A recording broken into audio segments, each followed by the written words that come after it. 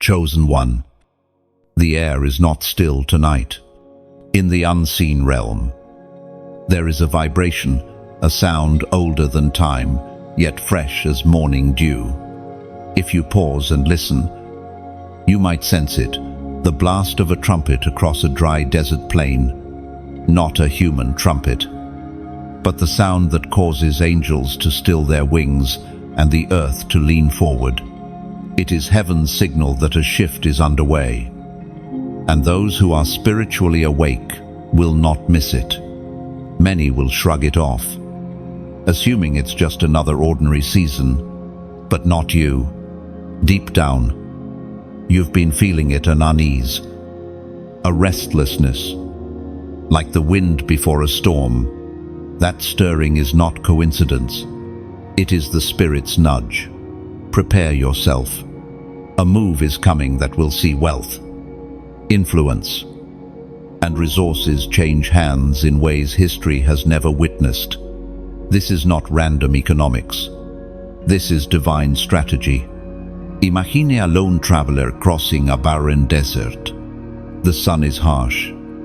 The horizon blurs. And he has walked so long that hope feels thin. Then, in the distance, a clear trumpet note pierces the silence. To most, it would mean nothing, but to him, it's the signal that his long wait is over. Caravans of provision are on their way. That traveler is you. This is the pattern of heaven. The sound comes before the sight.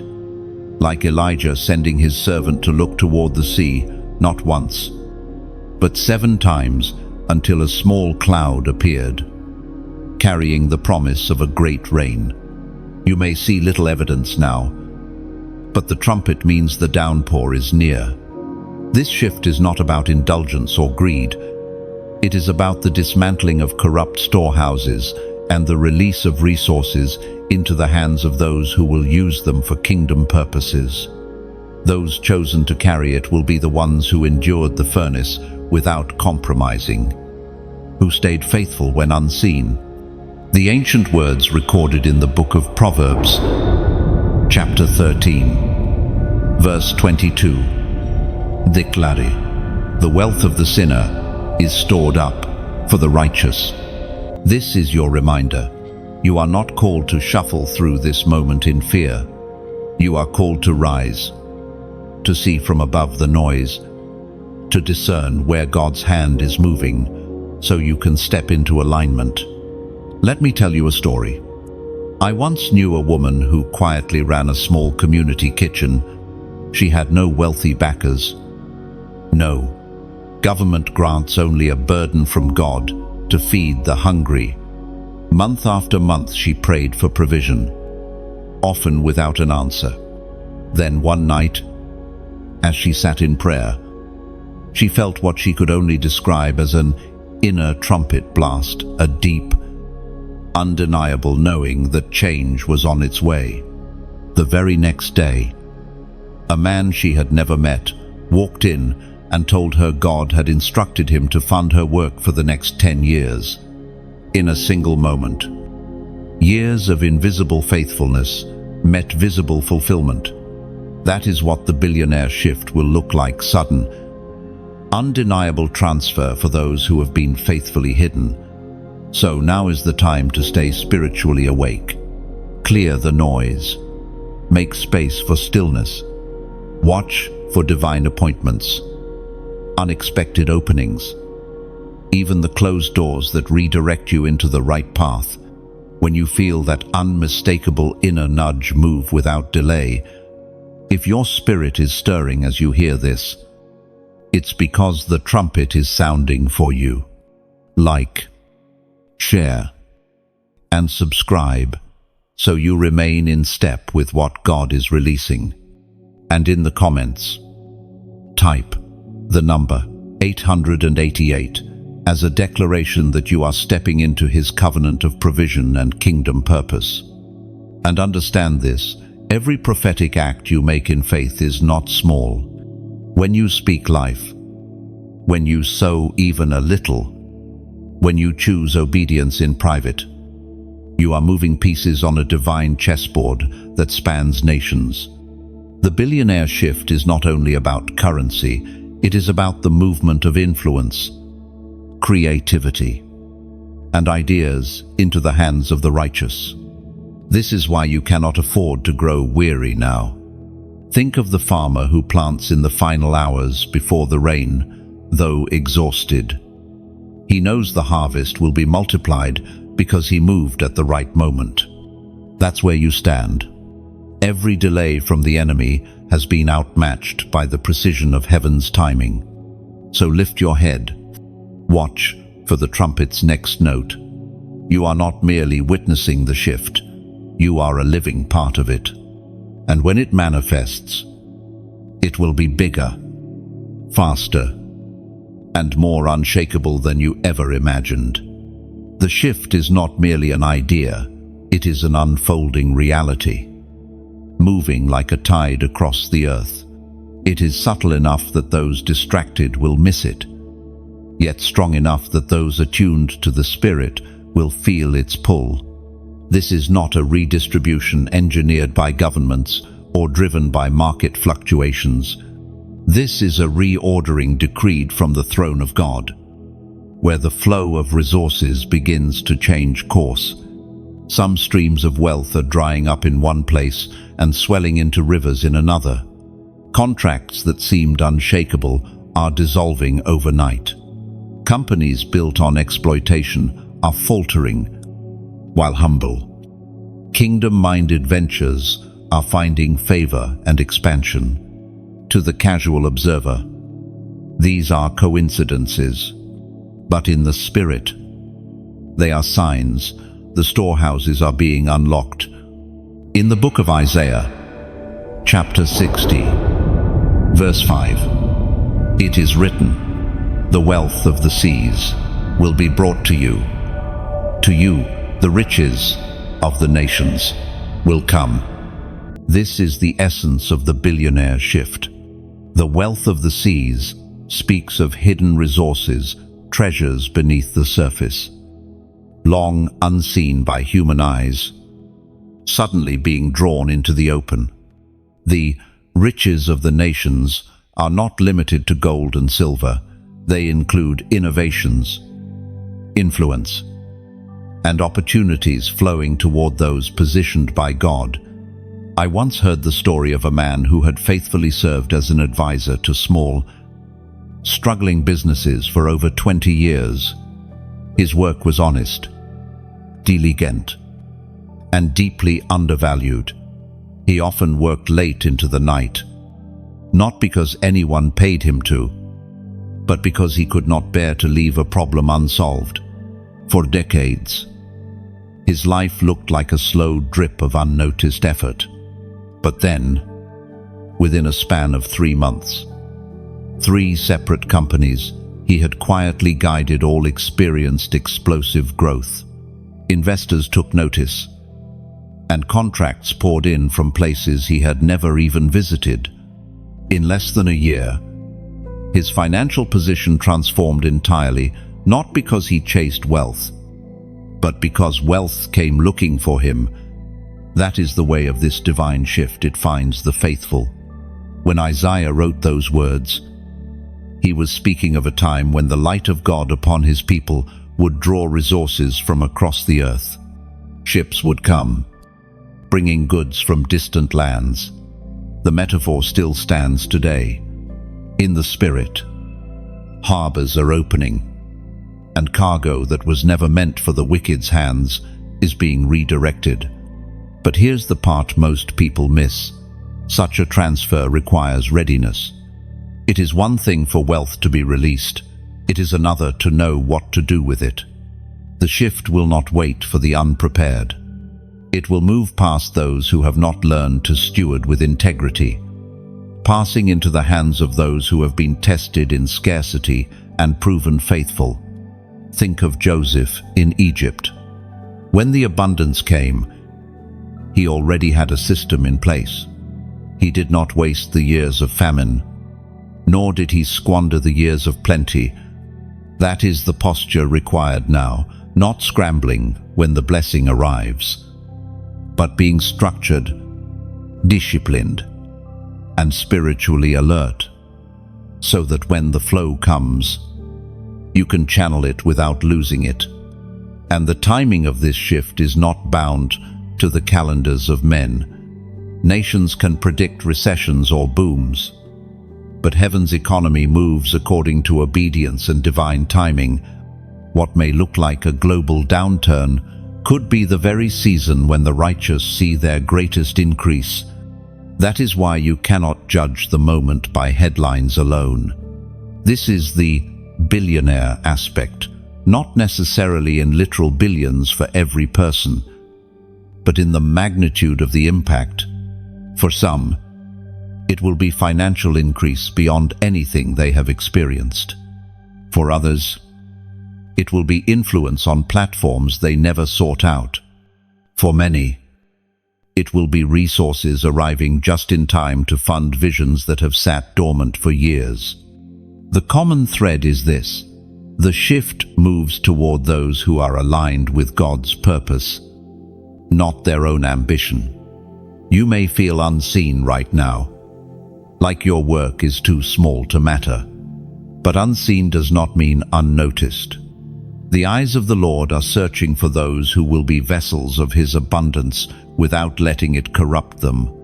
If you have been faithful in the quiet, you are already in position. So watch closely, listen deeply.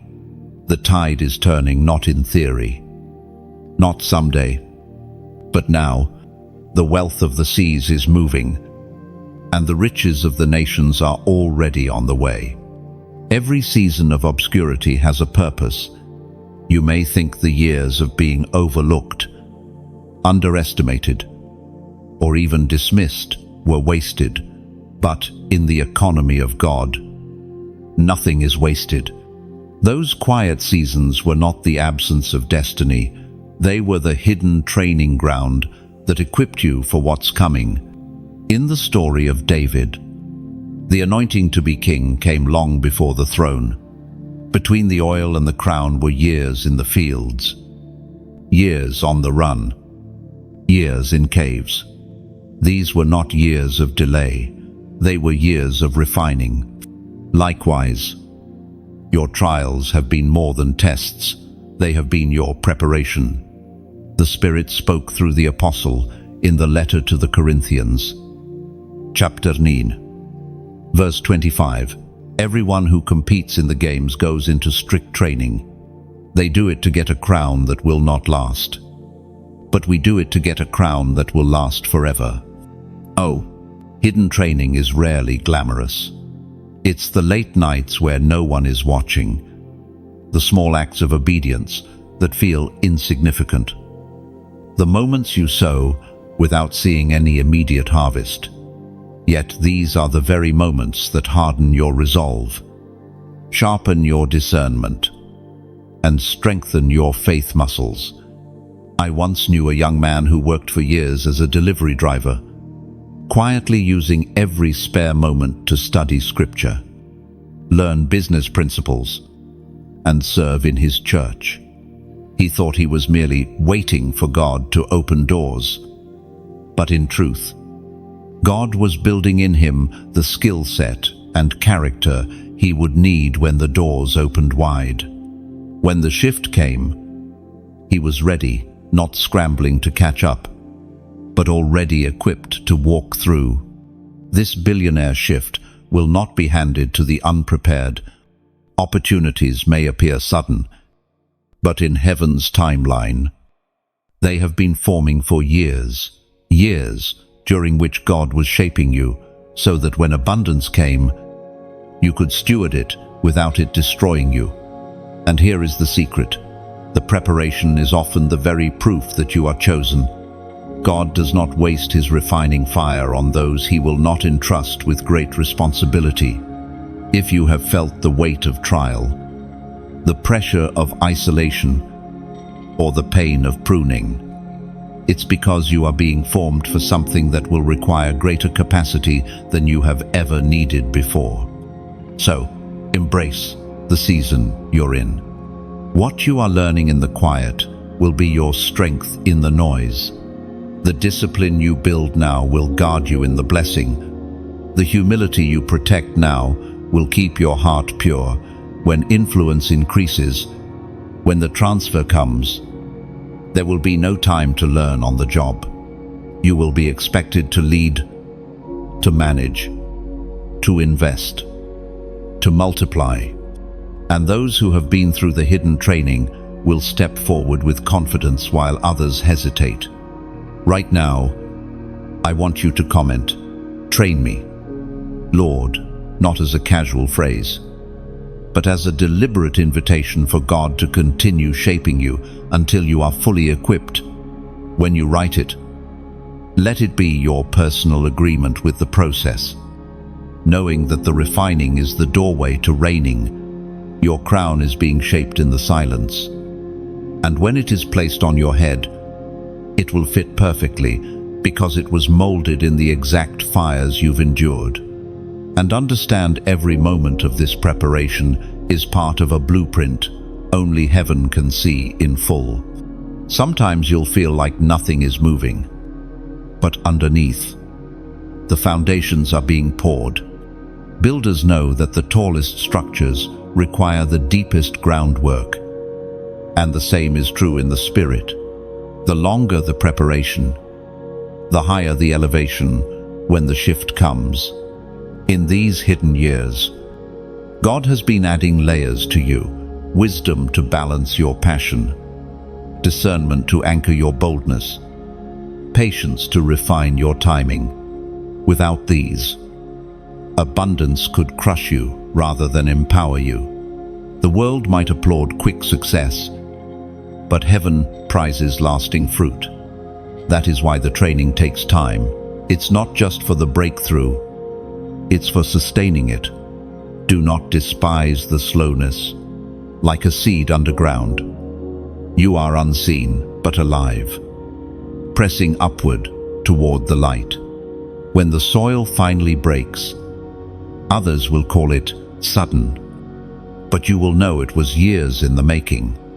So keep showing up, keep learning, keep serving in the unseen places. The season is coming when your preparation will collide with God's timing, and the transfer will happen faster than you can explain. When that day comes, you won't just step into the shift, you'll run with it, ready and unshakable. The shaking has already begun, though not everyone recognizes it for what it is.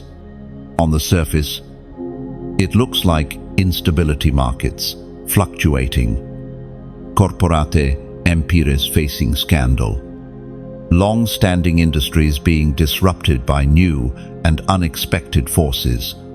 But in the spirit, it is something far more intentional. God dismantling the pillars of unjust gain so that what has been hoarded can be released into the hands of the righteous. There is a pattern to this throughout Scripture. When the Israelites left Egypt, they did not leave empty-handed. Generations of labor under oppressive rule were compensated in a single night. As the Egyptians freely gave their gold, silver, and fine clothing, that transfer was not just an act of generosity, it was the result of divine intervention. God shook Egypt until its grip loosened. We are witnessing a similar dynamic now. Businesses built on exploitation are being exposed. Leaders who have used their positions for personal gain at the expense of others are finding their influence eroding. Even entire economies are showing cracks in places that once seemed untouchable. These are not coincidences, they are tremors, signaling that the ground is being prepared for a change of ownership. The voice of God thundered in the book of Exodus, chapter 14, verse 13. Do not be afraid. Stand firm, and you will see the deliverance the Lord will bring you today. End 1. Shaking always creates fear for those who rely on what is being shaken. But for those whose trust is in God, the shaking is not a threat, it is a signal. It means that what cannot be shaken will remain, and what should not remain will be removed. Think of a massive tree being uprooted. To the casual observer, it might seem like a loss. But for the farmer, that uprooted tree means sunlight will now reach a field that has been in shadow for years. In the same way, when corrupt systems are dismantled, space is created for new, life-giving growth. I once met a man who had been praying for years about starting a community bank designed to help small businesses thrive. He had no investors, no major connections, and every door he knocked on seemed to close. Then, over the course of 18 months, 3 large financial institutions in his region faced scandal and shut down their local branches. What looked like a financial disaster for the area became the very opening he needed. Grants were offered, partnerships formed, and within a short time, his bank launched with more support than he had dared to imagine. The shaking created the space for his calling to take root. This is how God works in the shift. He clears the ground. It can be uncomfortable to watch, even painful at times, because the shaking doesn't discriminate between the righteous and the unrighteous in its immediate effects. But while the wicked lose what they have hoarded, the righteous are being positioned to inherit and steward it. In times like these, perspective is critical. If you focus only on the instability, you will miss the opportunity. If you fix your eyes on the one who shakes the heavens and the earth, you will discern when it is time to step into the opening he has created. Shaking is also a test. It reveals where our security truly lies. For those who have built on temporary structures, status, wealth, influence apart from God, the shaking is devastating. For those who have built on the foundation of His Word, it is simply the rearrangement of the stage before the next act begins. You may even feel the shaking personally. Perhaps systems you have relied on are crumbling. Maybe doors you thought would stay open have closed abruptly. Do not mistake this for abandonment. It may be God removing props you no longer need, so that when you step into the new, you do so without carrying the weight of the old. The billionaire shift cannot happen without the shaking. They are inseparable, because the transfer requires a release, and the release often comes through disruption. Just as the soil must be broken for new seed to be planted, the world's economic and power structures must be disturbed so that the resources long trapped in the wrong hands can flow freely to the right ones. So do not fear the shaking. Stand firm. Watch carefully. The removal of the old is making room for the rise of the new, and those who are ready will step into fields cleared and ready for planting. And when the dust settles, you will see clearly the ground cleared, the path open, and your appointed place waiting. There are moments in history when everything converges, when timing, opportunity, and divine instruction intersect so precisely that a single step can alter the course of a life. The billionaire shift is one of those moments. It is not a season to be passive or distracted. It is a window, one that opens for a time and then moves on.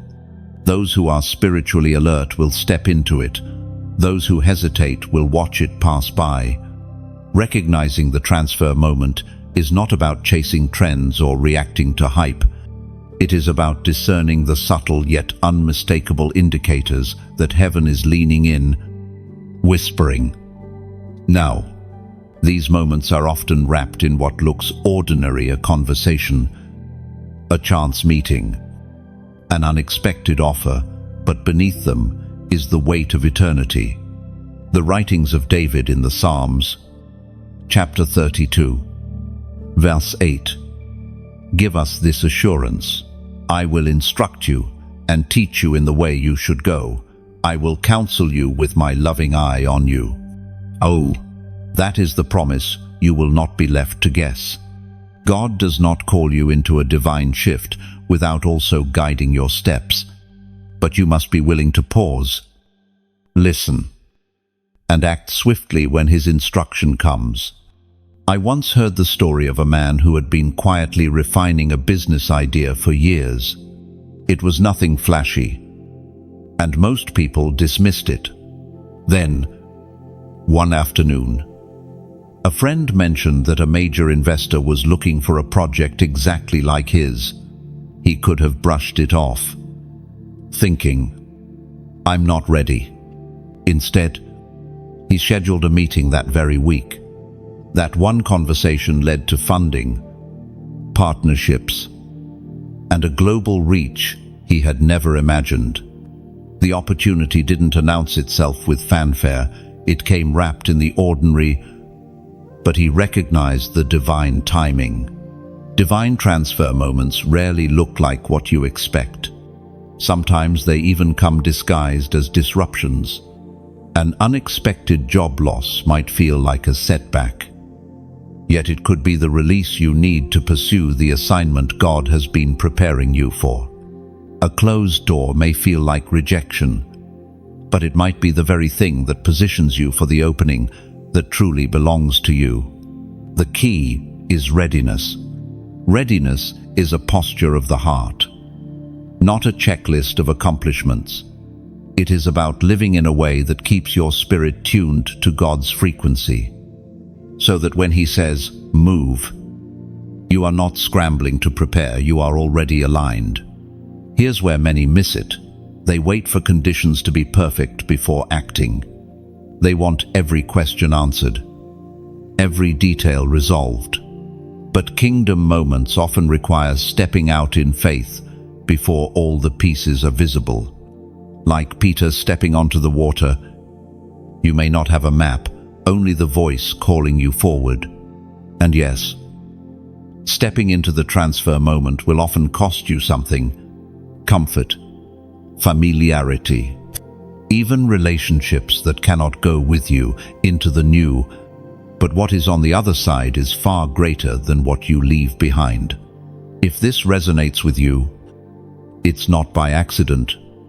You are being called to sharpen your awareness, to treat every day as if the moment could arrive at any time, because it can. Review your resources, strengthen your connections, clear the clutter, both physically and spiritually. When the signal comes, you want nothing in your hands that slows you down. Now, I want to speak plainly. What we are releasing here, week after week, is part of equipping you to recognize and step into your divine moment. If these words are strengthening your spirit and opening your eyes, please like this message so it reaches more people.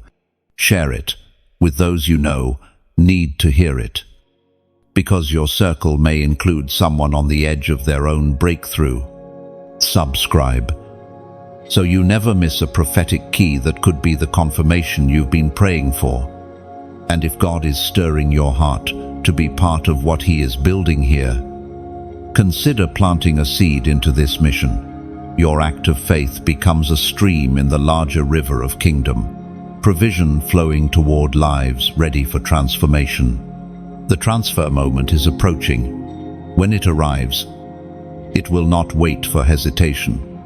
Be ready, be watchful, and be willing to move at the sound of his instruction. The window will open, and when it does, may you already be at the door, hand on the handle, ready to step through without looking back. There comes a time when obedience is no longer a suggestion.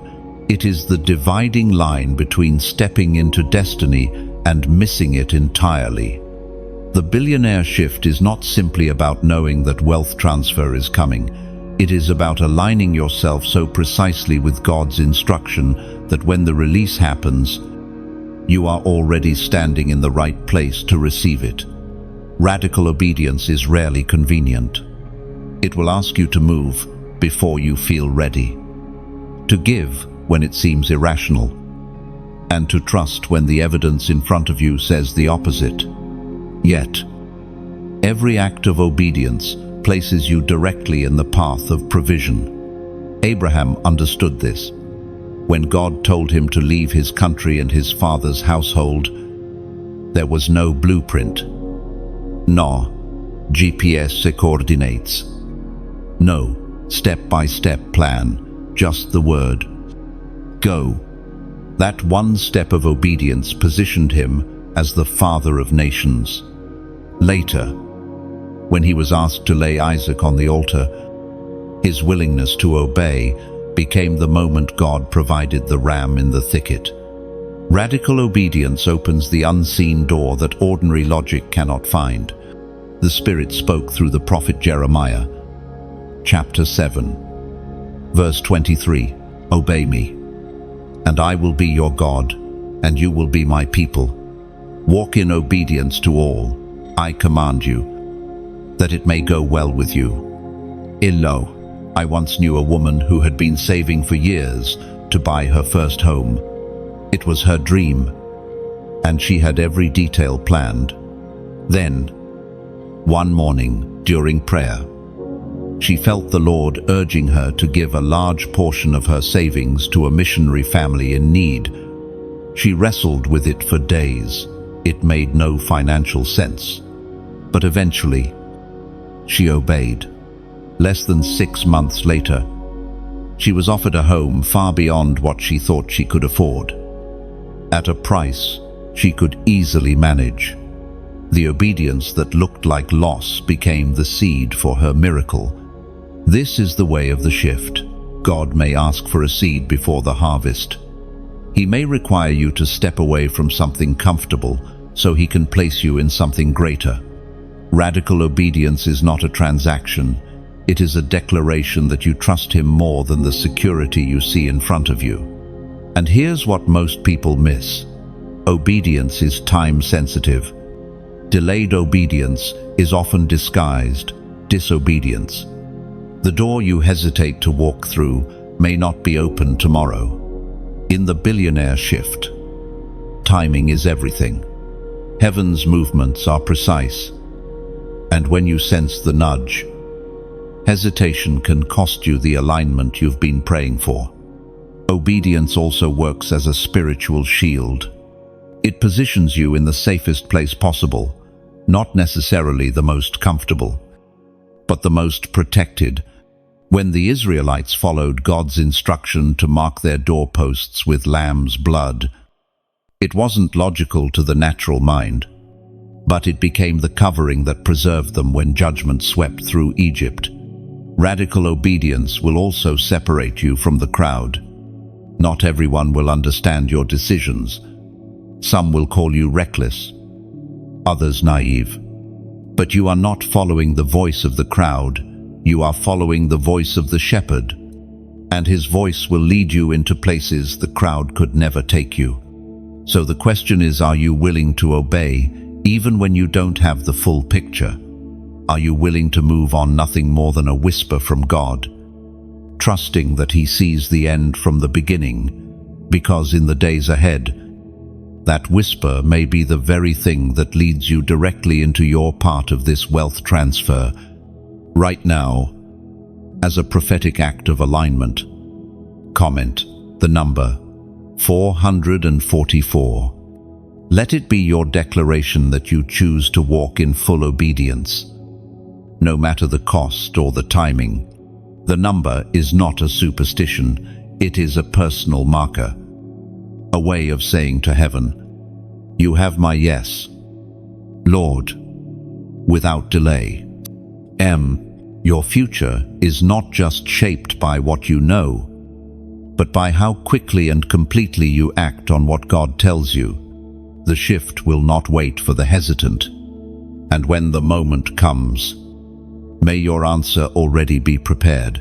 Yes, Lord.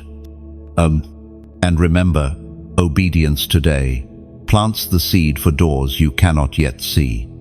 Each yes builds a bridge toward promises waiting beyond the horizon. When the world hesitates, your readiness will set you apart. The billionaire shift will not just find you, it will recognize you as one already aligned with heaven's command. Wealth in the kingdom is never an end in itself. It is always a means, an instrument in the hands of those who understand that every resource is a trust from God. The billionaire shift is not simply a moment for the righteous to receive, it is a commissioning to build, restore, and advance the purposes of heaven on earth. When God blesses his people with resources, he always has an assignment attached. Nehemiah did not ask the king for timber and letters of passage so he could store them away. He requested them to rebuild the walls of Jerusalem.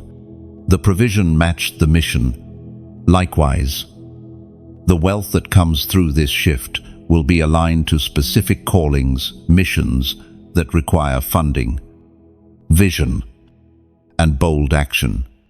The apostle reminds us in his second letter to the Corinthians, chapter 9, verse 11, "You will be enriched in every way, so that you can be generous on every occasion.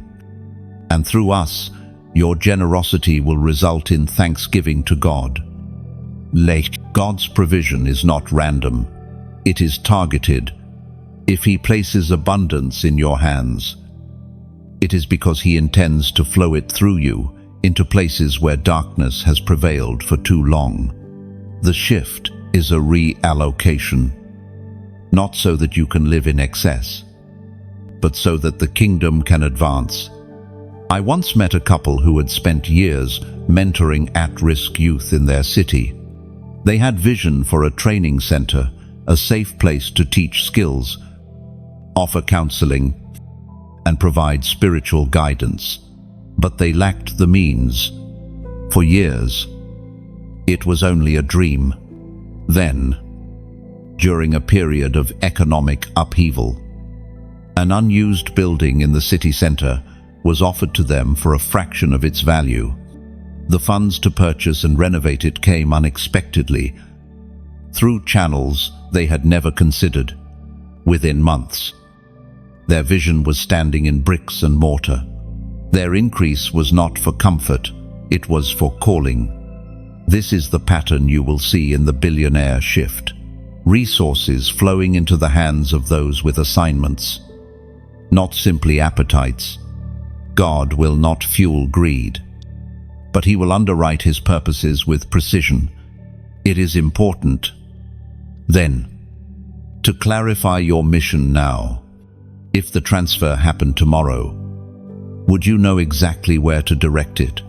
Many miss their moment because they receive without a plan.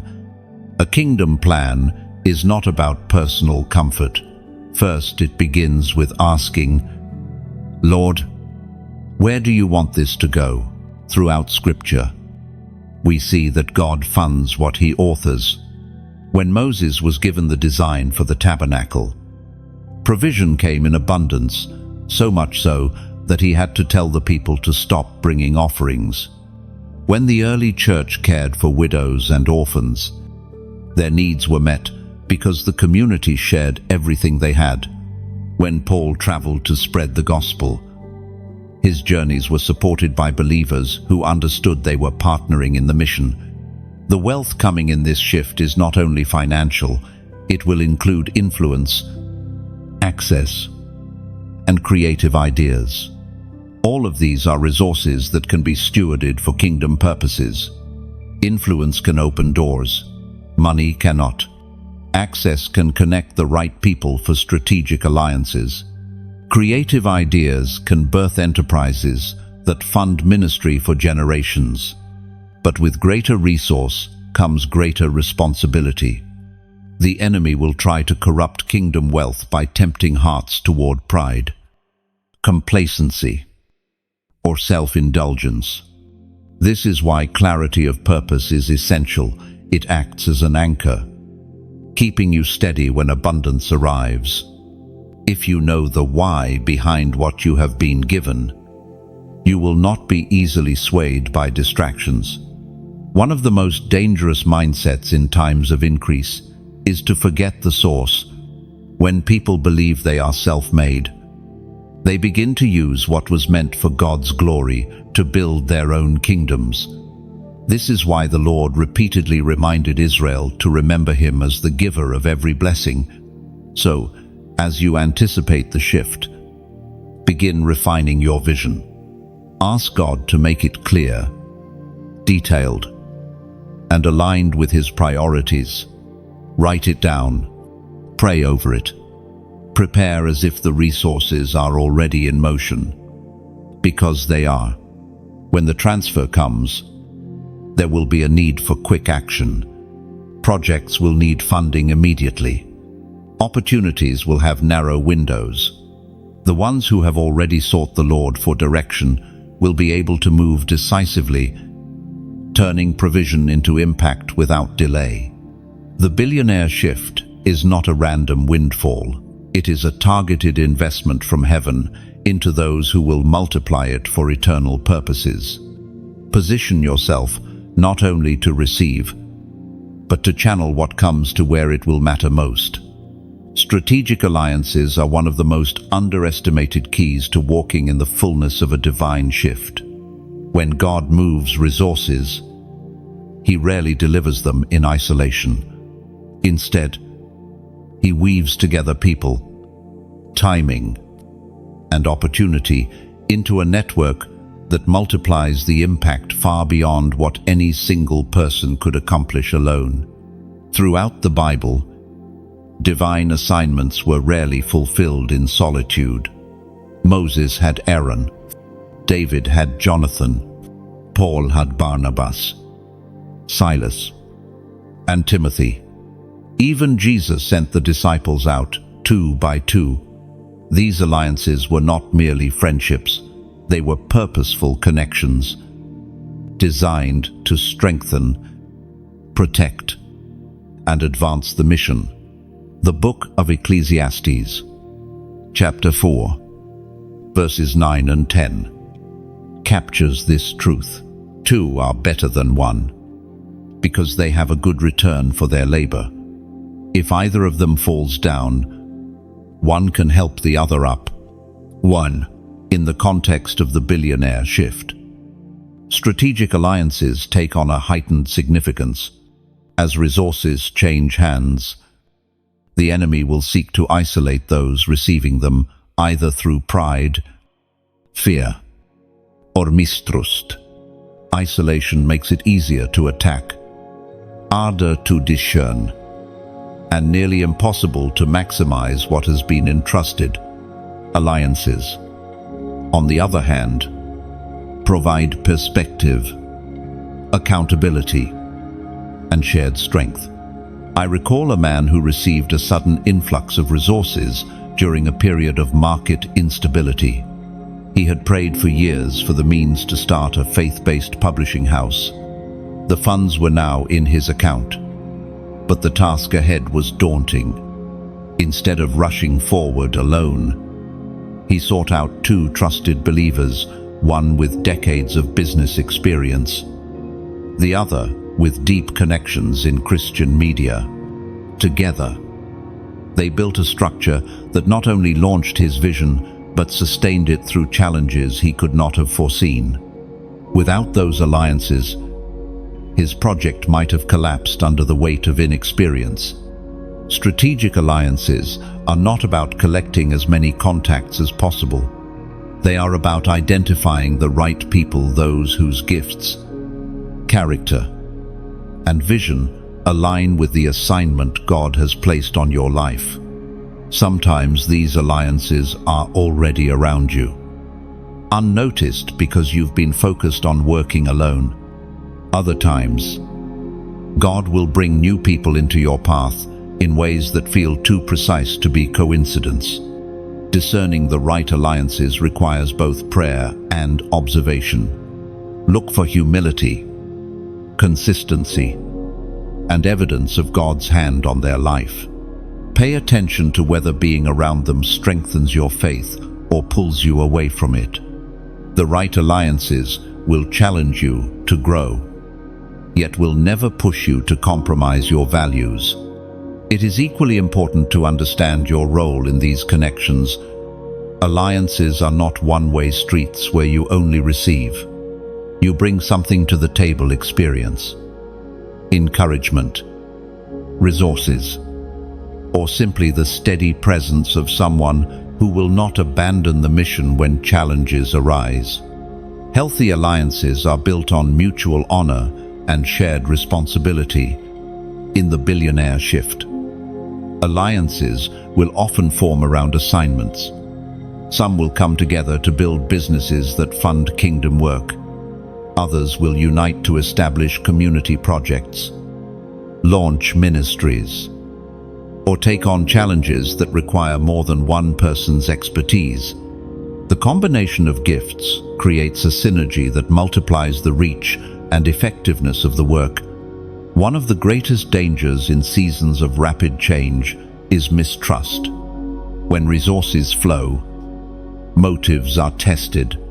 This is why God often allows alliances to form before the increase arrives, so that trust can be built without the pressure of wealth distorting the relationship.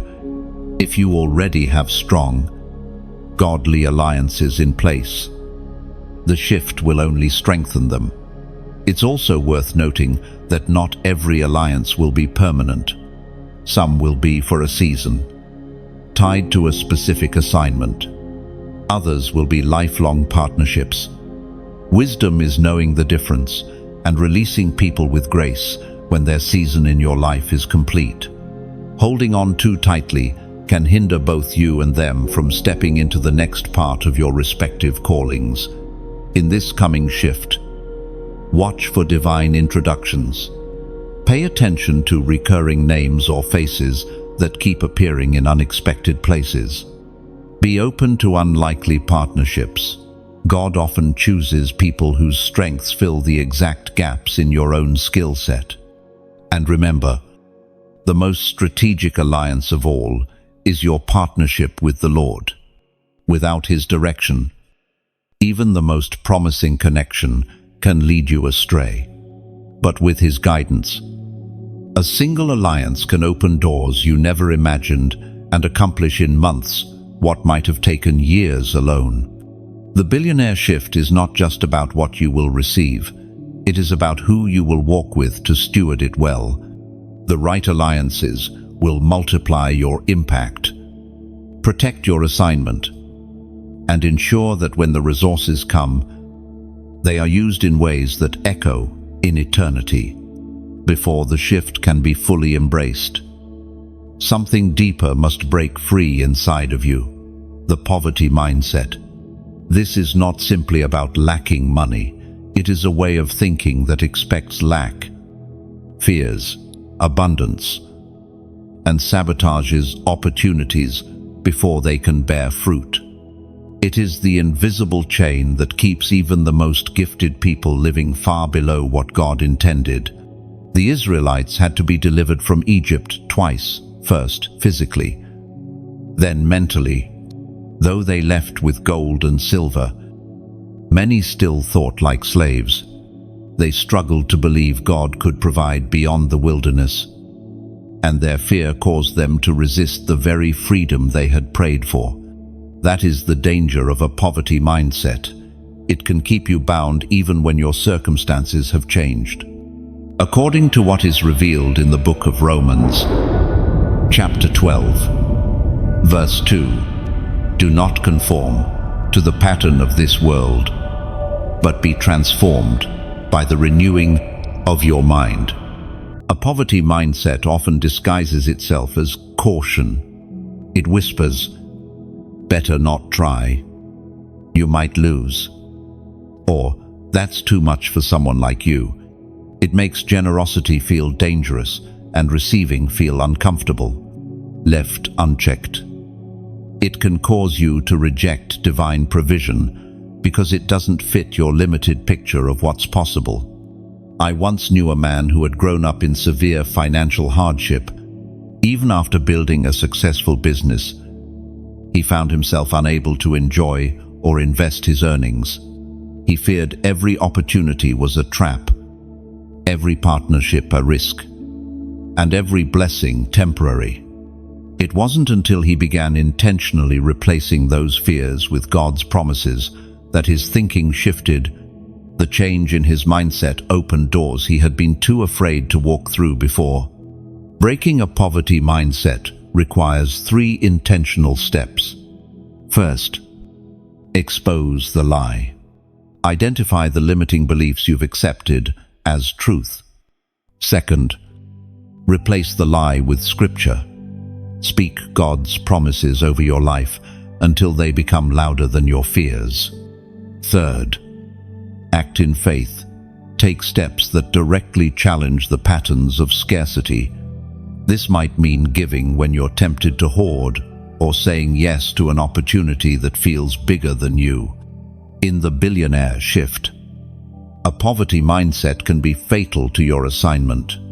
If God releases abundance, but your thinking is still trapped in scarcity, you will either waste it, hide it, or give it away to the wrong hands. This shift requires renewed minds that can steward large things without fear or pride. Right now, as a prophetic act of agreement, comment, think like royalty. Let it be more than words. Let it be your declaration that you are exchanging the mindset of a slave for the mindset of a son or daughter of the King. Every chain of fear, every lie of unworthiness, every ceiling built by past experiences must shatter so you can walk freely into what is coming. You were not created to live in constant survival mode. You were made to build, to multiply, and to carry resources that advance light in dark places. The shift is not coming to confirm your fears, it is coming to confirm your calling. And when you type, "Think like royalty," you are not just posting a phrase for others to see, you are speaking directly into the unseen realm. You are declaring that your thoughts will no longer be shaped by the echoes of lack, but by the promises of your inheritance in Christ. Royal thinking does not shrink back in fear of responsibility. It embraces it with the understanding that every resource is an assignment. To think like royalty is to remember who your Father is. Kings and queens do not question whether the palace has enough bread. They focus on governing well, distributing resources wisely, and protecting the well-being of their people. In the same way, a kingdom mindset shifts your focus from survival to stewardship. You begin to ask not, "Will I have enough?" but, "How can I best use what I have been given for the King's purposes?" This declaration also reminds the enemy of your true identity. Poverty mindsets thrive in forgetfulness when you forget your authority, forget your access, and forget your assignment.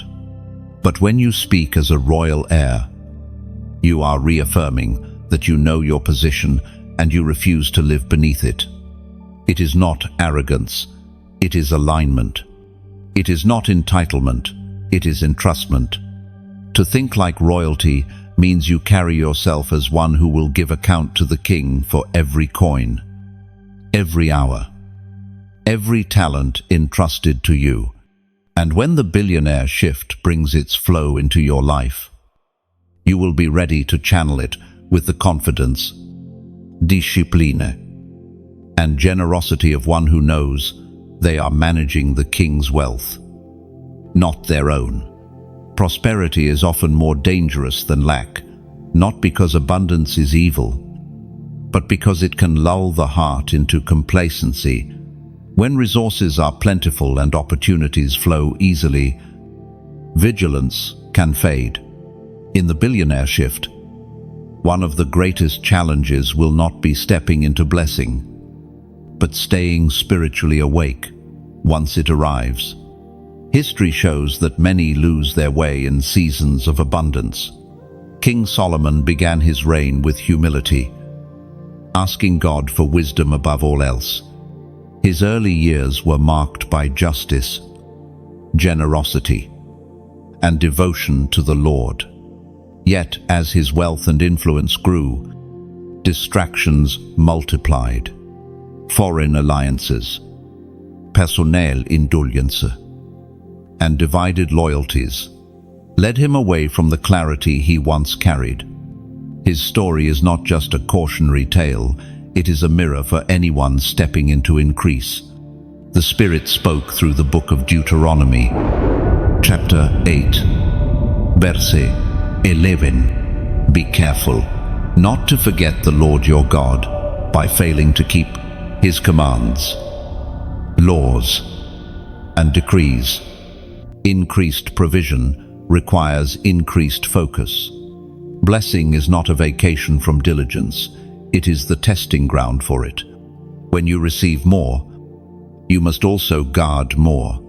Your heart, your time, your relationships, and your devotion to God. I once knew a businesswoman who experienced a rapid surge in income. Initially, she attributed every success to God's favor and sought his guidance for each decision. But over time, the constant flow of deals, events, and social invitations eroded her spiritual rhythm.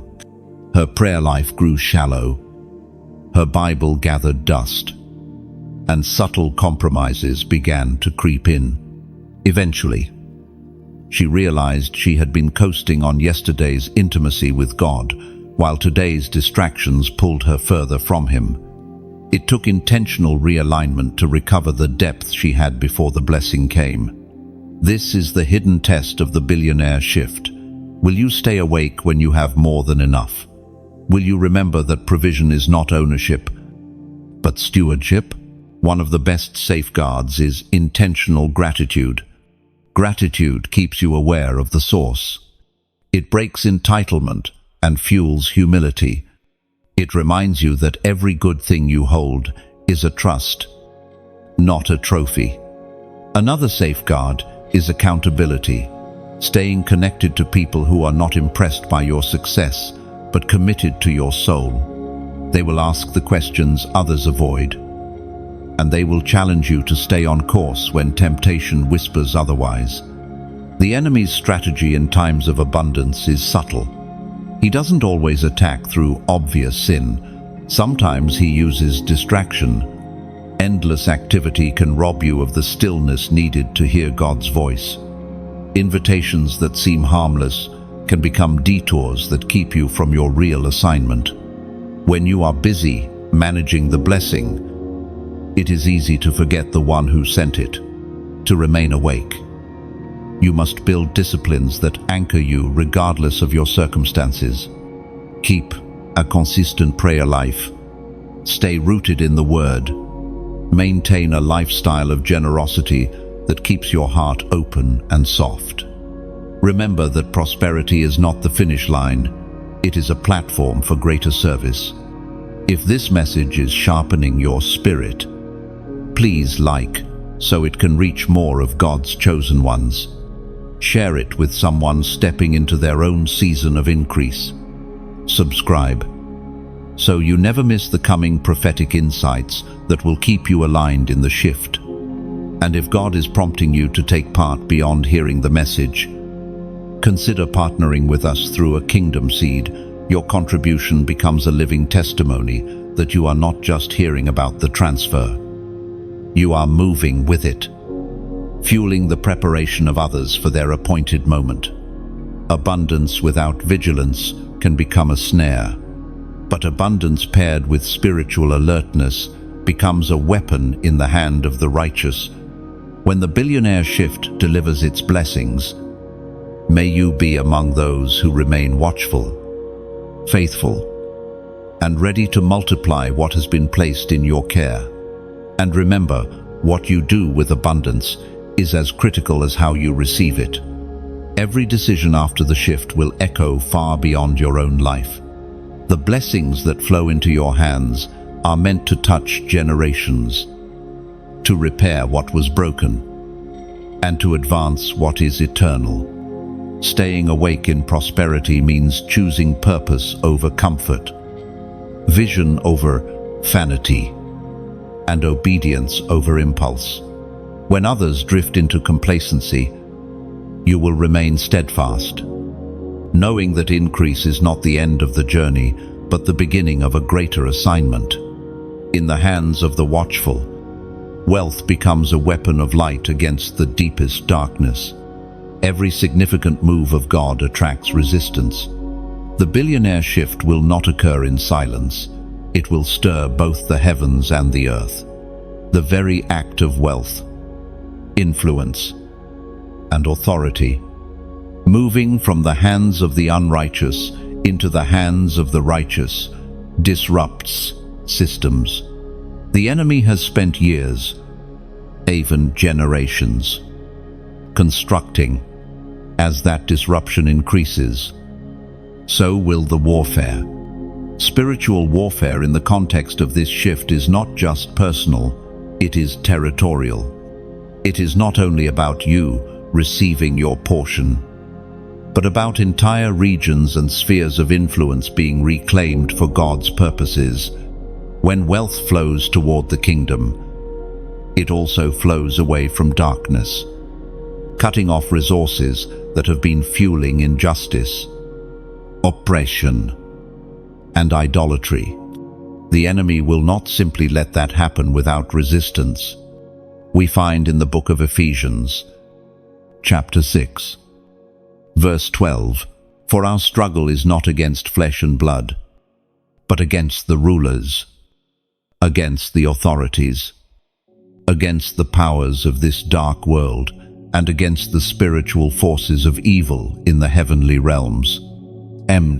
In practical terms, this warfare can manifest in many ways: sudden relational conflicts, unexpected financial pressures, strange delays in deals or projects, or a rise in personal discouragement.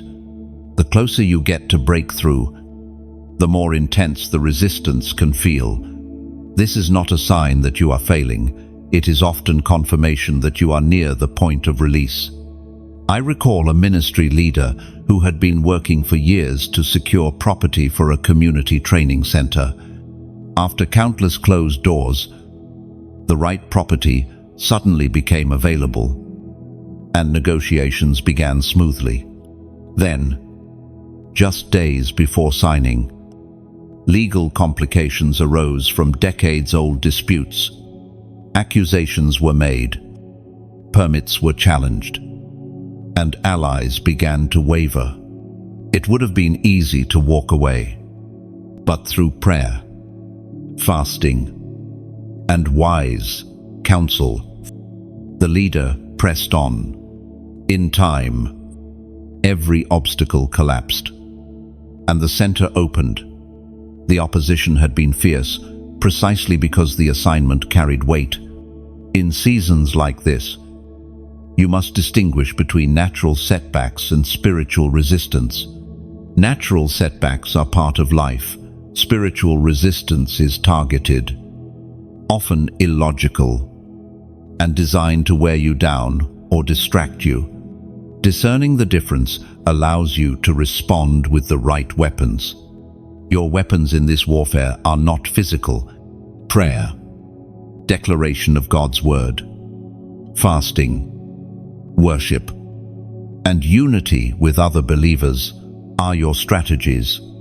The enemy thrives in division and discouragement. He is weakened when the righteous stand together in faith and agreement. It is also vital to guard your mind. During intense resistance, thoughts of fear, doubt, and inadequacy can feel louder than truth. This is why you must continually renew your mind with God's promises. Speak them out loud. Let your own ears hear what heaven is saying about you and your assignment. Another common tactic in this phase is distraction. The enemy may attempt to lure you into side battles, issues that consume your time and energy, but have no bearing on your core mission. If you can be pulled into fighting the wrong war, You will lose focus on the one you were actually sent to win. Maintaining your spiritual covering is essential. This is not the season to operate as a lone warrior. Surround yourself with those who will pray with you. Speak truth when you are weary, and help you discern your next steps. Many battles are won or lost based on the strength of the company you keep. Remember that warfare is not endless. It is often most intense just before the shift manifests. The enemy overplays his hand, hoping the pressure will make you quit prematurely. But if you stand firm, you will see that the very opposition meant to break you becomes the proof that you are aligned with heaven's plan. When the billionaire shift moves into your life, it will not only be a blessing, it will be a reclamation. And like all territory reclaimed from enemy hands, it will be fought for. Victory is certain for those who refuse to surrender their ground, who fight with heaven's weapons, and who remember that they are not battling for a prize that is uncertain, but for an inheritance already secured in Christ. So when the pressure builds, do not misread it as defeat. It is the sound of enemy gates straining against the force of God's advance. Hold your position. Strengthen your grip on the promises you've been given. The same God who called you into this shift is the one who will see you through it, fully equipped, fully victorious. And standing in possession of all, he declared over you. There are moments in the journey of the billionaire shift where you must not only receive what God is giving, but seal it, mark it in the Spirit, so that it cannot be stolen, diluted, or redirected. Sealing is more than acknowledgement. It is an intentional act that declares, "This is established, and I will walk in it." And in Scripture, seals often carried legal authority. A king's seal on a letter meant his will was final and unchangeable. In the spiritual realm, a seal represents ownership, authenticity, and protection. When God seals something, he claims it as his and surrounds it with his covering. We are reminded through the writings of Paul in the second letter to the Corinthians, chapter 1, verse 22, he anointed us, set his seal of ownership on us, and put his Spirit in our hearts as a deposit, guaranteeing what is to come. Now, to seal the new season is to actively affirm your alignment with it. It can be done through prophetic acts, prayer, fasting, making a covenant commitment, or even taking a tangible step that reflects the reality of the shift. For the Israelites, sealing meant applying lamb's blood to their doorposts during Passover. For Nehemiah, it meant rallying the people to sign their names to a covenant after rebuilding the wall. I remember a ministry couple who had prayed for years to purchase land for a worship center. When the deal was finally approved, they didn't immediately begin construction. Instead, they invited intercessors to walk the property, anoint its boundaries with oil, and declare Scripture over every corner. They sealed it in the Spirit before they laid the first brick. Years later, even as the area faced economic decline, their center remained debt-free, vibrant, and untouched by the surrounding turmoil. Sealing is not about superstition, it is about ownership in the Spirit. It's your way of saying to heaven and to the enemy, "This belongs to God, and I will steward it under his authority." The act of sealing also reminds you of your commitment. A sealed covenant cannot be taken lightly. Once you've marked this new season, you are accountable to walk in the faith, diligence, and obedience it requires. And because this is a prophetic moment, I want you to participate. As a sign in the natural of what is happening in the spiritual, comment the number 555 right now. This is not about the digits themselves. It is your declaration that you are sealing the work God is doing in your life. You are marking your alignment with the transfer, the provision, and the assignment He has entrusted to you. Let this be a line in the sand for you. When doubts come, when warfare intensifies, when old mindsets try to pull you back, you will remember this moment. You will recall that you have sealed it in the Spirit, and what is sealed by God cannot be undone by man. When you type 555, you are not just engaging with a number, you are putting your name to a covenant moment. You are saying, I am not merely hearing this word, I am owning it. In the courts of heaven, agreement has power. Jesus said, let your yes be yes, and your no, no. The act of sealing with your words, even in such a simple way, establishes your yes in the unseen realm. Think of a royal document in ancient times. The seal was not placed until the message inside was complete and fully approved. Once it was sealed, it could not be altered without the king's direct authority. In the same way, when you seal this season, you are acknowledging that God has authored it and that His plans in it will not be changed by the enemy's interference. This act also works as a reminder to your own soul. Life will throw distractions, detours, and delays at you. But the seal stands as proof that you already chose your side. You will not need to renegotiate your commitment every time the wind shifts. You have already decided, and that decision is settled. Some may wonder why an outward act matters if the heart is committed. It matters because we are people of both spirit and body. Physical acts often anchor spiritual truths more deeply into us. Just as communion is bread and cup in the natural, but covenant and remembrance in the spirit, so too your act of sealing is both symbolic and real. From this point forward, see yourself not as someone waiting for the shift, but as one who has signed for it, claimed it, and stepped into the role of steward. The seal means you are no longer a bystander, you are an heir in active possession. When the shift comes and resources begin to flow, one of your greatest assignments will be guarding your heart. Wealth in itself is not the danger. What wealth can awaken in an unguarded heart is. Abundance has a way of drawing out both the best and the worst in people. It can magnify generosity, vision, and faithfulness, but it can also amplify pride, greed, and distraction if left unchecked.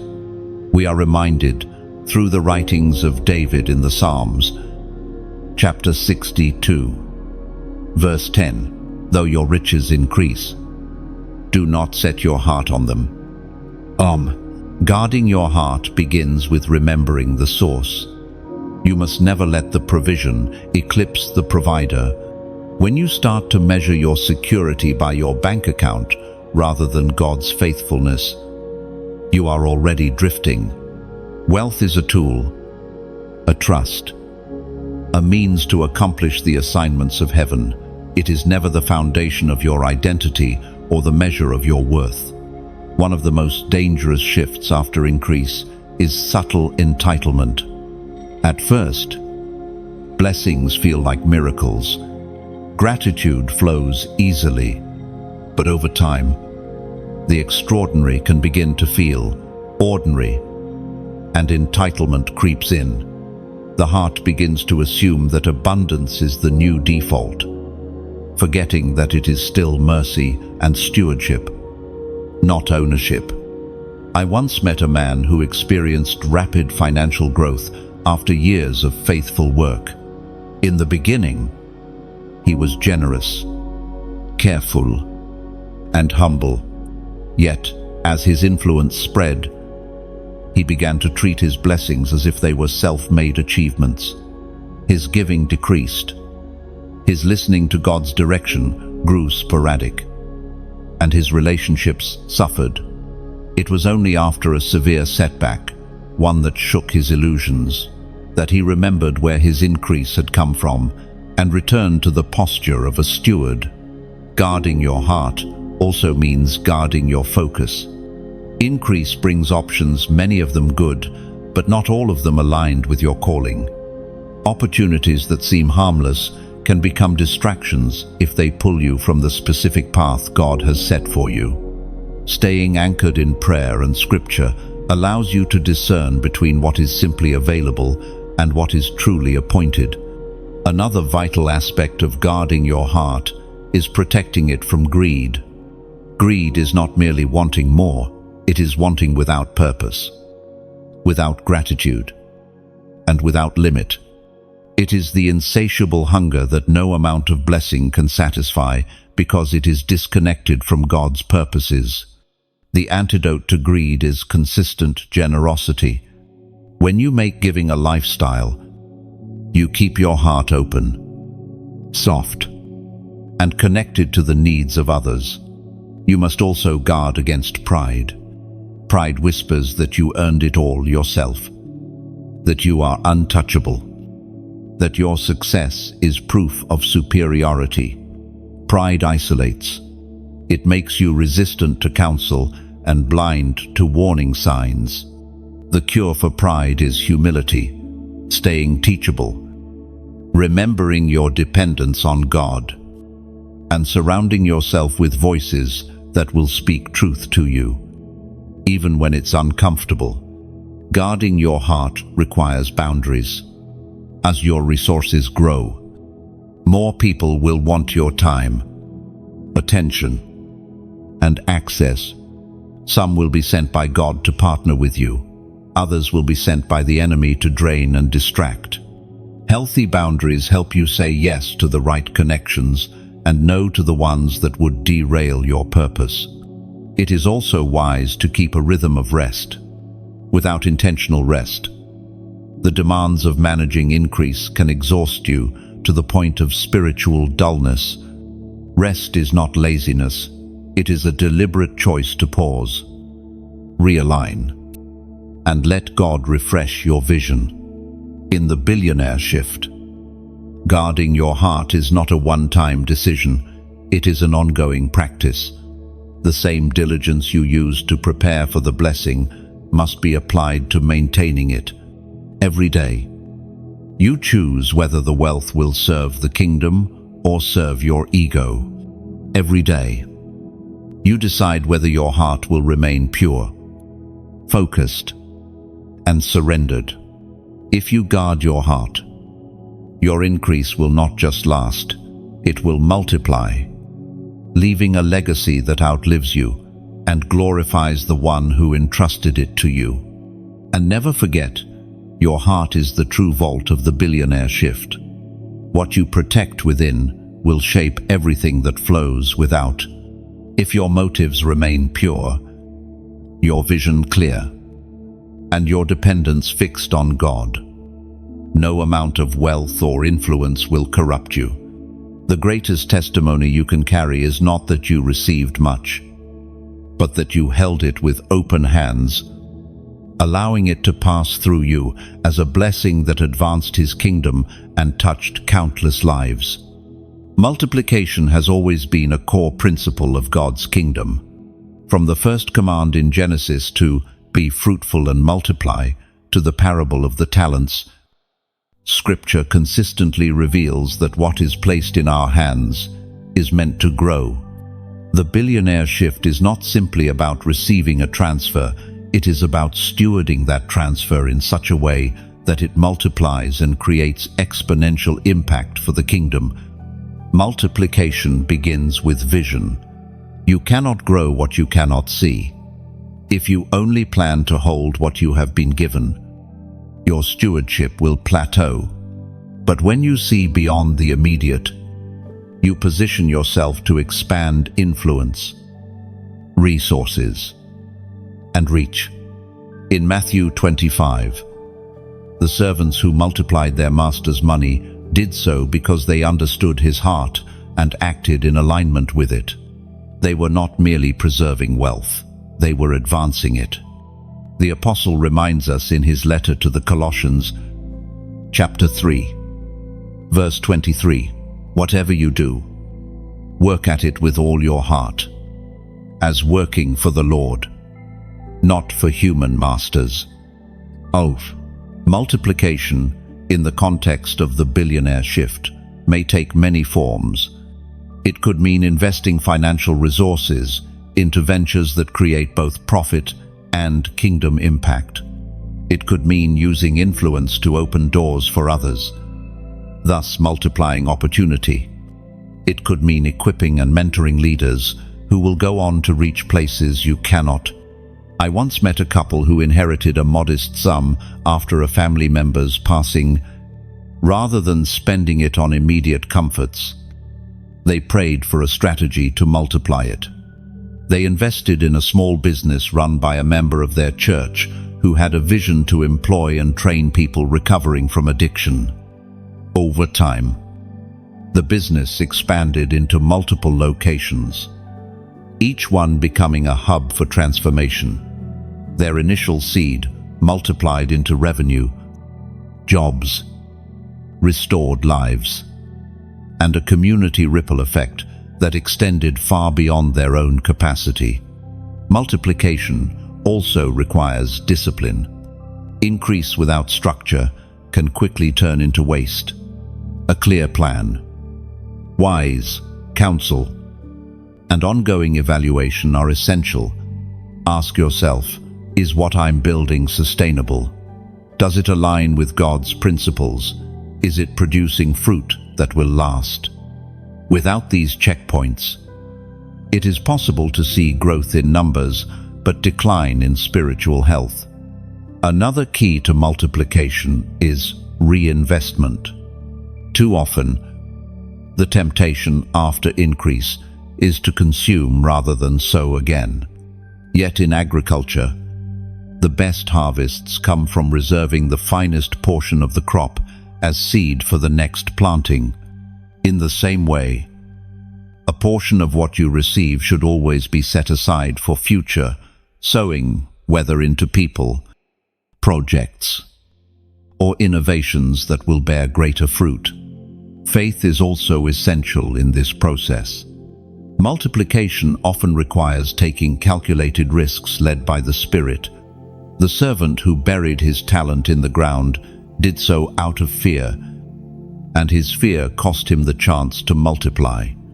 Faith-led action acknowledges the risk, but trusts that obedience to God's prompting carries his backing. Partnership plays a vital role here as well. Just as alliances are essential for receiving the shift, they are also critical for multiplying it. Collaboration with like-minded, kingdom-focused individuals can create synergy, combining strengths, resources, and influence to achieve results that none could reach alone. It is equally important to keep multiplication rooted in kingdom purpose. Without a higher mission, expansion can become self-serving. True multiplication reflects God's character. It uplifts others, meets real needs, and points people back to Him, whether it is wealth, wisdom, or influence.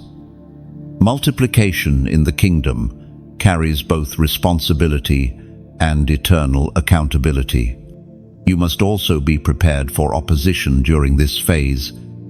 Multiplication threatens the enemy's control over resources and influence. As your reach grows, so will attempts to distract, discourage, or derail you. This is why prayer covering and spiritual discernment remain as necessary in multiplication as they were in preparation. Finally, remember that multiplication is generational. The greatest fruit of your stewardship may not be fully seen in your lifetime. When you invest in people, systems, and causes that endure.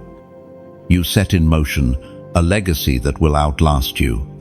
The seeds you plant today will feed generations you may never meet. The billionaire shift is not complete when the transfer arrives. It reaches its true purpose when what has been transferred multiplies to touch far more lives than your own.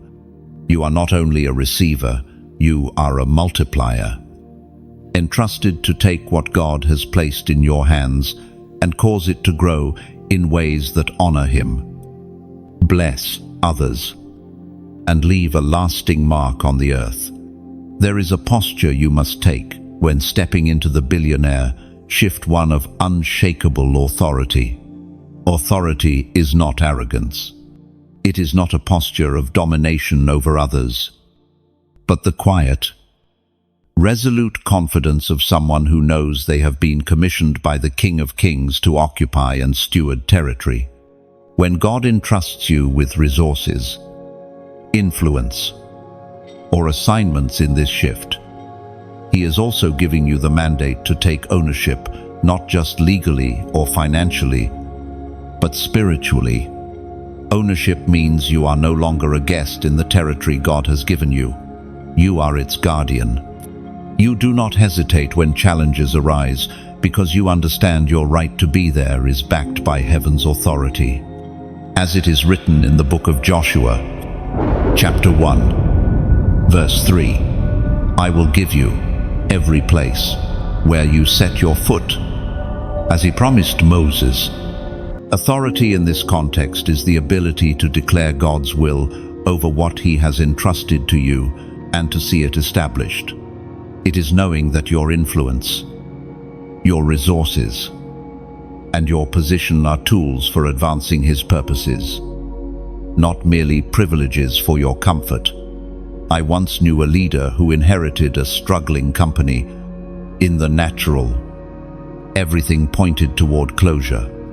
But instead of retreating, she walked the floors declaring Scripture, prayed over her employees by name, and made decisions with both business wisdom and prophetic insight. Within 2 years, the company turned around, doubled its workforce, and became a significant contributor to kingdom projects. She did not act as a mere manager. She stood as one with spiritual and practical authority over the assignment she had been given. When you stand in your authority, you stop apologizing for being blessed. You stop shrinking back when doors open. You stop questioning whether you're worthy and instead focus on whether you're obedient. Authority is not self-confidence, it is God-confidence, rooted in the assurance that if He called you, He will equip you. But authority also requires responsibility. You cannot claim the benefits of ownership without embracing the duties it carries. Standing in authority means defending the integrity of what God has given you, resisting compromise, and making decisions that honor Him, even when they cost you. This is why, as you enter this phase of the shift, you must also commit to a life of constant alignment. Authority flows best through those who remain close to the source. The more you stay in step with God, the clearer your decisions will be and the stronger your influence will become. And remember, authority in the kingdom is exercised in humility. The most powerful leaders are those who know when to listen, when to serve, and when to act decisively. Humility ensures that authority remains a blessing to others rather than a burden. If this message is confirming something deep in your spirit, take a step that matches your agreement. Like this message so it can reach more hearts hungry for their God-given authority. Share it with a friend, a family member, or someone in your circle who needs to hear that they are not powerless in this season. Comment a short phrase of faith. Your written agreement is a prophetic act in itself. Subscribe so you remain connected to the prophetic flow and never miss the next instruction for this shift. And if God stirs you, prayerfully give into this work today. Your financial seed is not just support, it is partnership in the same kingdom assignment. We are declaring here, together, we can multiply this message until every chosen one is equipped to stand, build, and reign in the territory God has promised them. The billionaire shift is not for the timid, it is for those willing to step forward when others step back, to speak when others are silent, to build when others only dream. Your authority is not borrowed, it is bestowed. And as you stand in it, heaven will back you in ways that will leave no doubt. You are here on assignment, and the territory under your care belongs to the Lord. And as you move forward, remember, authority is not a season you step into and then leave behind. It is a mantle you carry for life. The billionaire shift will come and go for some, but for those who walk in God-given authority, every environment becomes a place of transformation. Wherever your foot treads, change follows. Wherever your voice speaks truth, darkness loses ground. And wherever your hands build in obedience, heaven invests its resources.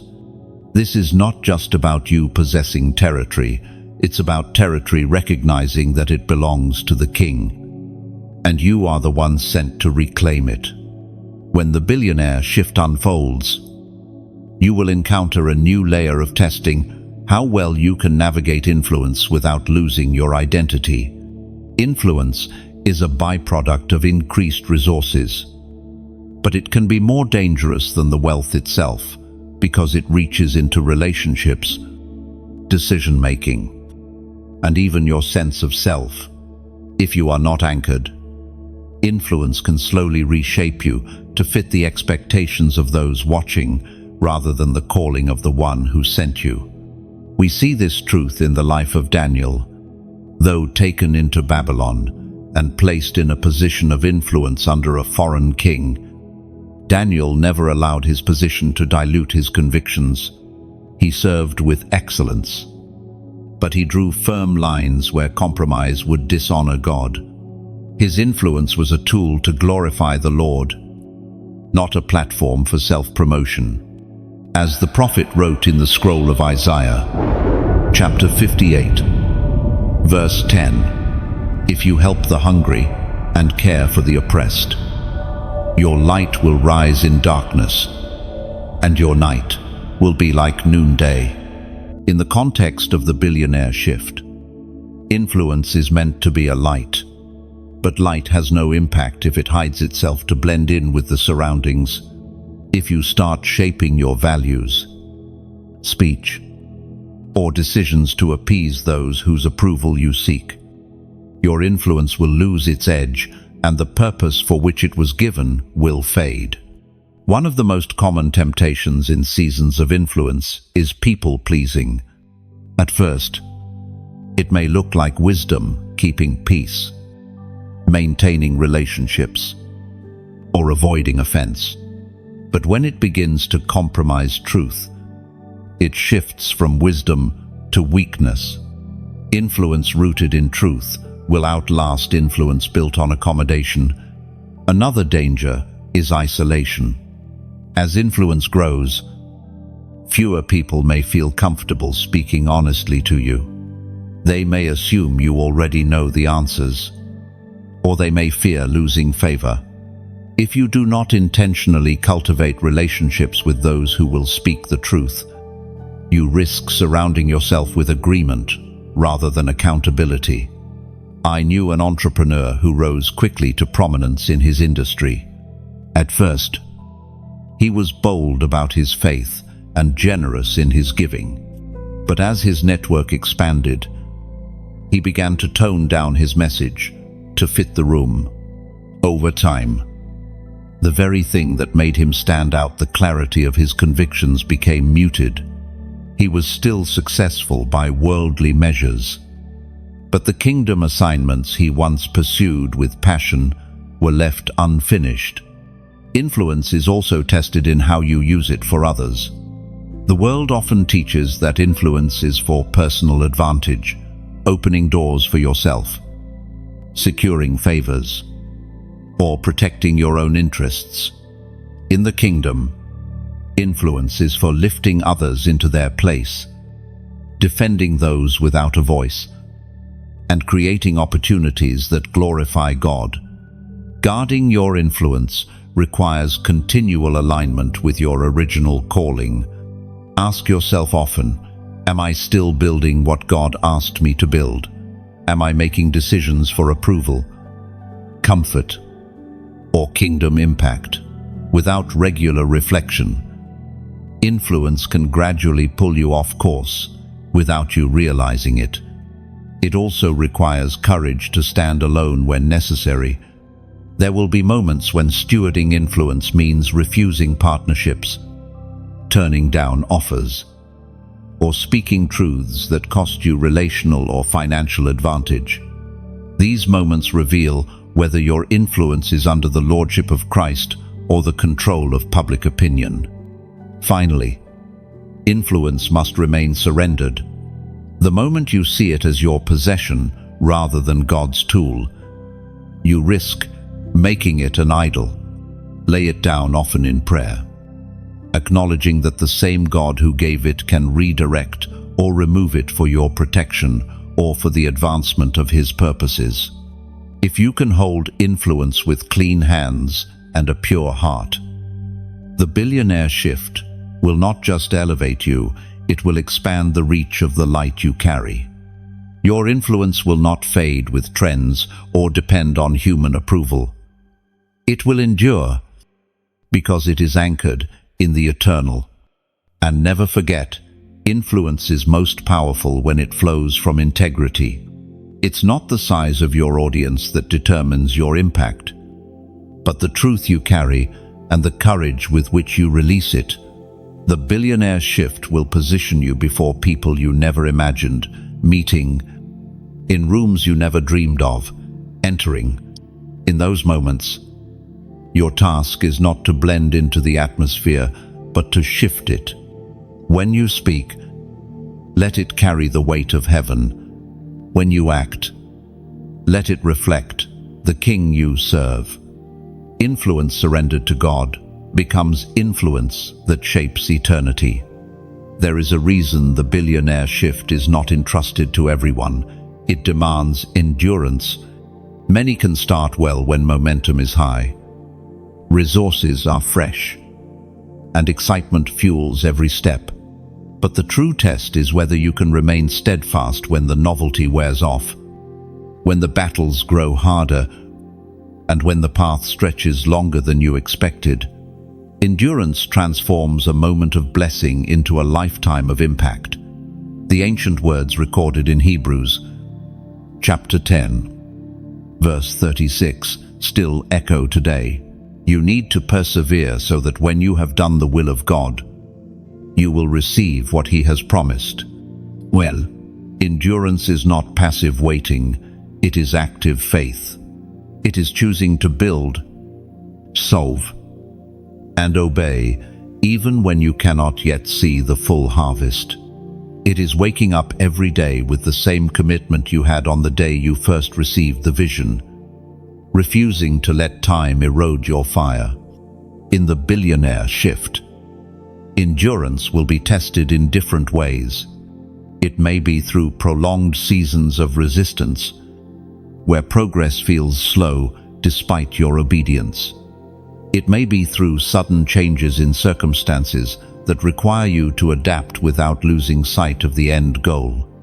It may even come through success itself, where comfort tempts you to settle for less than the fullness of what God promised.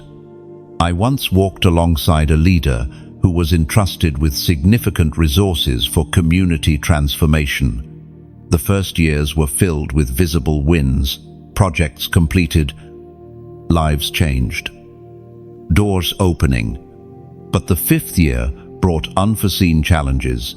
Key partnerships dissolved, The economy shifted, and criticism arose.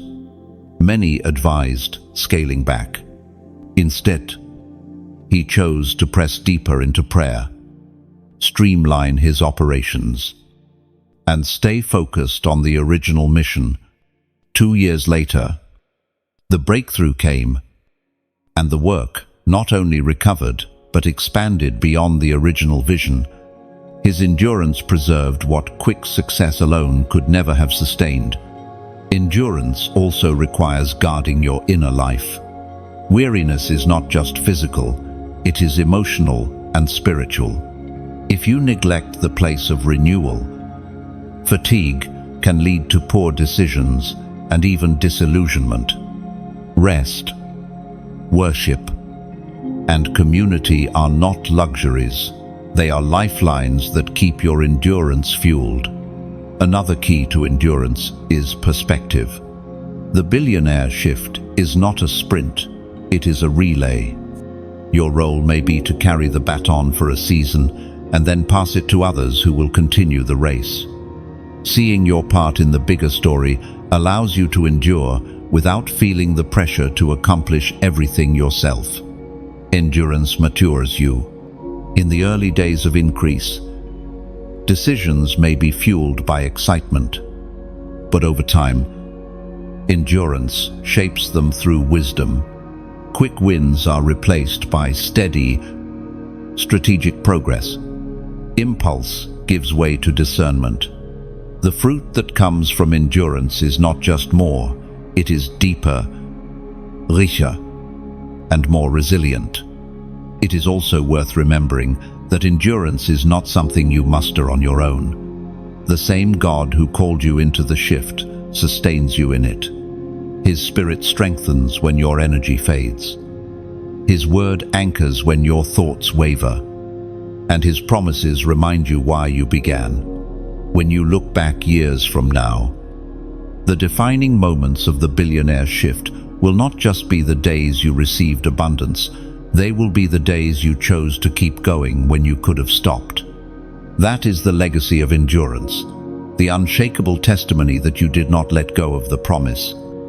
And because of that, it did not let go of you. Endurance is the bridge between the promise and its full manifestation. Without it, the blessing may arrive, but will not remain.